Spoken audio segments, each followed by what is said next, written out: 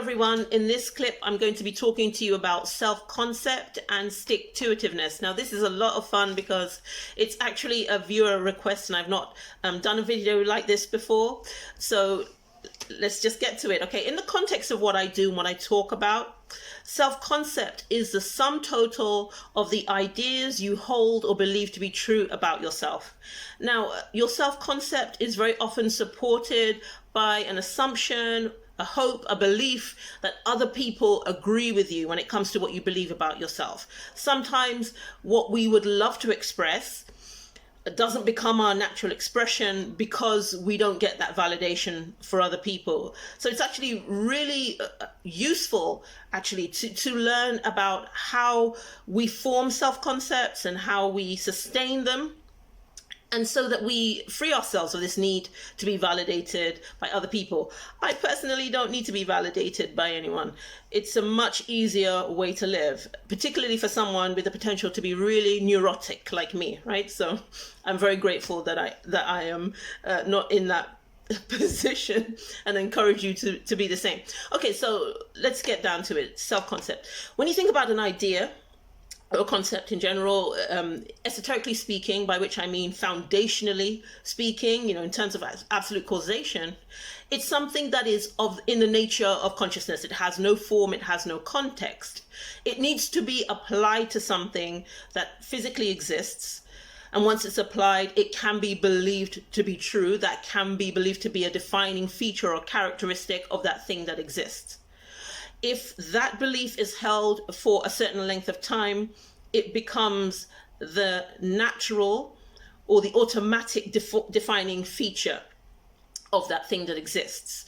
Now, the reason that works is because everything is that we experience, everything that we believe is done so feelingly, which is why I'm somebody who always talks about the importance of the spiritual language of emotion.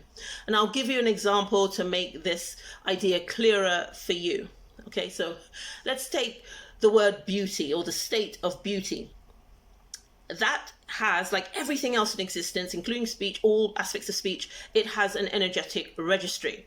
And so let's say two people are talking about a famous actor, and one believes that that person is beautiful and the other does not. Yes, people say, oh, it's subjective, it's in the eye of the beholder. What's actually happening is that the person who says, yes, Keanu Reeves, who I had a big crush on for many years, is beautiful. I say he's beautiful. What I'm saying is that I feel that he's beautiful. Okay, I am experiencing the energy of the word or the state beauty. The person that says, no, Keanu Reeves is not beautiful, is not experiencing the energy of that word. So that's all that's happening. Same for us. When we say something about ourselves, we are either going to experience that feeling and therefore accept it to be true about ourselves, or we're not going to experience that feeling. Okay, so if you look in the mirror and you say, okay, I want to be beautiful, so I'm going to say, I am beautiful. You will notice that you will either feel beautiful or not. If you don't feel it, then the chances are you're not going to accept that to be true of yourself, and therefore people will not have that experience of you. You will not emit or exude that energy. They won't get that from you. I may not be physically beautiful in traditional or, there's the standard kind of way or whatever, Hollywood stuff. But if I feel beautiful, other people will say I'm beautiful. Even if under normal circumstances, you stripped all the stuff away and there was this like kind of list of, does she have this, does she have this? Even if that were not the case, I didn't meet the requirements, I would still be beautiful to someone because they are experiencing the energy of that state coming from me. The same with wealth. It's often said that people exude wealth. Okay, so for example, you're at the airport, you're queuing up to go economy class or coach, and then you see somebody sauntering up to the first class check-in desk. There is very often an assumption that that person is wealthy. That's happened to me. People have assumed that I'm wealthy. And because I'm an intuitive and I know what people feel, I don't know what they're thinking, but I do know what people feel, there are assumptions that I am wealthy. People don't realize that when I travel business class, the chances are I've been offered a free upgrade, which actually is always the case. I've never paid to travel business class, but that's another story for another year, another day. The thing that's really interesting about it is that the assumption that I'm wealthy, or the assumption that somebody is wealthy, is evidenced in the way people behave. So in my case, it's like, yes, madam, no, madam, 3 bags full. The same with other, other people. People want to move out of the way and give them all this respect and all the rest of it. And why is that happening? Because other people are feeling what that person is giving off. So remember what Neville Goddard says, an assumption, though false, if sustained, will harden into fact.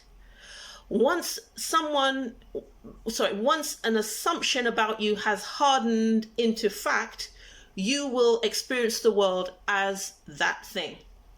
So really think carefully about what you believe to be true of yourself. Not what you're saying, not what you're hoping other people will say about you, but what you feel, what you are experiencing emotionally about yourself.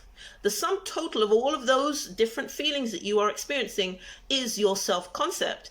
And because of this, it is very easy to change your self-concept. All you need to do in order to experience the world through that new self-concept is to sustain it for the requisite amount of time to enable it to become a physical fact.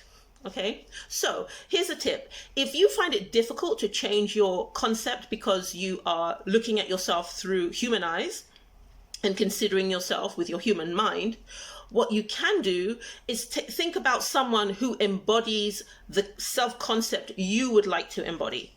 Okay, so let's pretend that I wished I was Beyonce. I can take the core characteristics that for me constitute or make up Beyonce, and taking those characteristics in turn, I must notice how I feel about each of those concepts in turn. So if I think, okay, charismatic, I don't know if Beyonce is charismatic or not. Successful, I need to take all of those characteristics. I can even think about the way other people relate to Beyonce to support. Remember, the sum total of what we believe is sometimes supported by our assumptions of how other people are responding to it. I can take those in turn, and then I can use this very effective Neville Goddard technique. How would I feel if I were whatever? How would I feel if I were Beyonce? How would I feel if I were successful? How would I feel if I were beautiful? How would I feel if I were wealthy? How would I feel if I were charismatic? How would I feel if I were outgoing? And so on and so on and so on. The sky's the limit.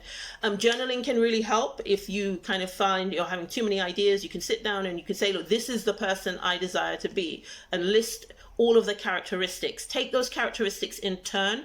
Each of those characteristics has an energetic registry. Remember that. That's the most important thing to remember. And experiencing those energies, they become your nature as long as you give them consent. So remember, we give consent by neutralizing doubt. So if you look in the mirror and you say, I am beautiful, but you don't feel it, it's not registering above your solar plexus, break state, think about something else.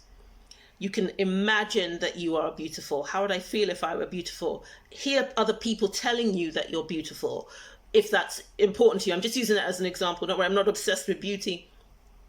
But you can use sort of people around you thinking, oh, how do you react to people who are beautiful? Do you go all mushy, whatever? Just imagine other people doing that to you, responding in that way to you.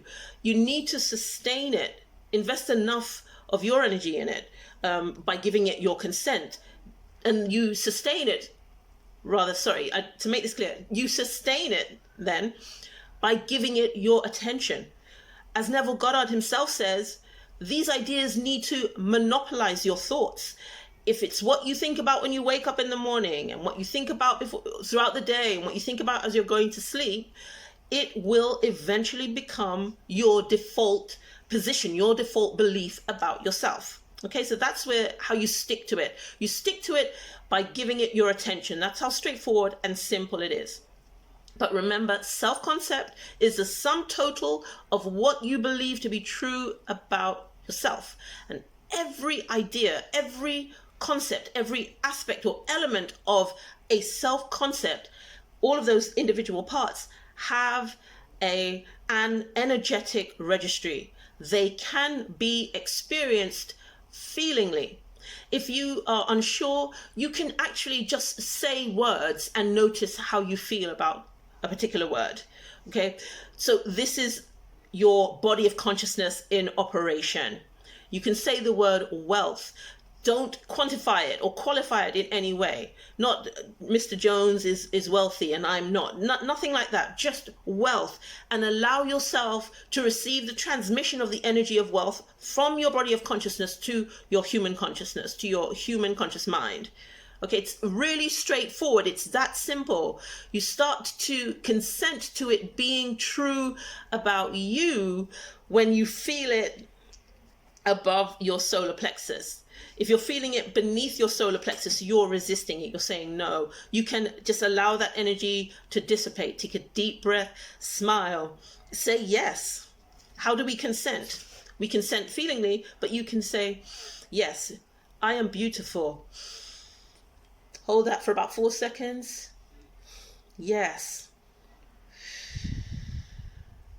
I am wealthy. Yes. Whatever, whatever, whatever. Okay? So just try it. This is a really straightforward exercise, a really straightforward idea. Your self-concept is the sum total of what you believe to be true about yourself. You can actually support those beliefs by imagining other people relating to you as that thing. And to check in how you can imagine is just think about how you think about, how you feel about people who embody those ideas. Remember, we are connected. We are all consciousness. We as a global community have already reached consensus on what beauty is, on what wealth is. So whatever you are experiencing, someone else feels the same way.